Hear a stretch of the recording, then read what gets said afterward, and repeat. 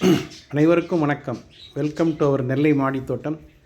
இன்றைக்கி நம்ம வீடியோவில் இந்த கரும்பு பயிரிடுவது எப்படிங்கிறத பார்க்க போகிறோம். கரும்பு பயிரிடணும்னா நீங்கள் ஒரு வாரத்துக்கு முன்னாலே தண்ணீரில் இந்த கரும்பு துண்டை ஊற போட்டுடணும். அப்படி கரும்பு துண்டை நீங்கள் போட்டிங்கன்னா அதுலேருந்து வேர்கள் வெடித்து வெளியில் வரும். இந்த வேர்கள் ஒரு வாரத்துக்கு அப்புறம் வந்ததுக்கப்புறம் நீங்கள் மண்ணில் நட்டிங்கன்னா அது சீக்கிரமே வளரும்.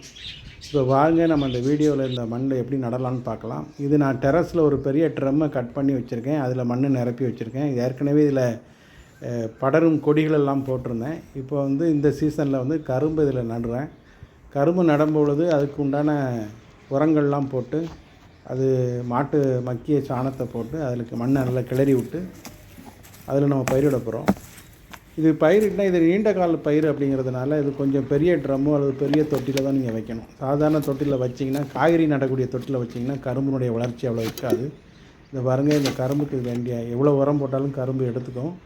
அதனால் நிறையவே உரம் போடலாம். போட்டு இந்த மண்ணை நல்லா கிளறி விட்டு அதில் நம்ம இந்த வேர் வெடித்து வந்த அந்த கரும்பு துண்டு இருக்குது பார்த்திங்களா, பொங்கலுக்கு நம்ம வாங்கின கரும்பில் மிச்சம் இருந்த துண்டை தான் நம்ம அப்படி ஊற வச்சுருந்தோம். இது நல்ல வேர் எப்படி வந்திருக்கு பாருங்கள். இந்த வேரோடு சேர்த்து நம்ம மண்ணில் புதைச்சிட வேண்டியதான். மண்ணில் புதைச்சிட்டு நல்ல நீர் விட்டு அதை ஒரு நாளைக்கு தண்ணி விட்டு வந்துட்டோம்னா நல்லா முளைச்சி நல்லா வந்துடும். இது பயிர் அடுத்த பொங்கலுக்கு நமக்கு கரெக்டாக அந்த கரும்பை எடுக்கிற மாதிரி இருக்கும். இது 10 மாதத்துக்கு குறையாமல் இது வளரணும். 10 மாதம் ஆனால் தான் கரும்பு நம்ம அறுவடை பண்ணக்கூடிய காலம் சேரும்.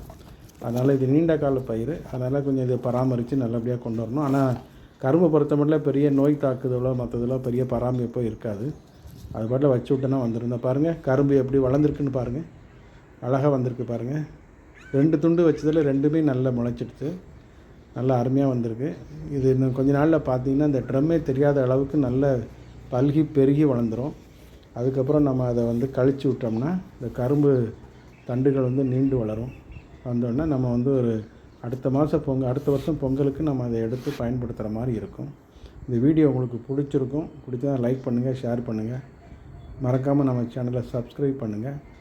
இது அறுவடை பண்ணும்போது உங்களுக்கு தனியாக ஒரு வீடியோ போடுறேன், அதையும் நீங்கள் பார்க்கலாம்.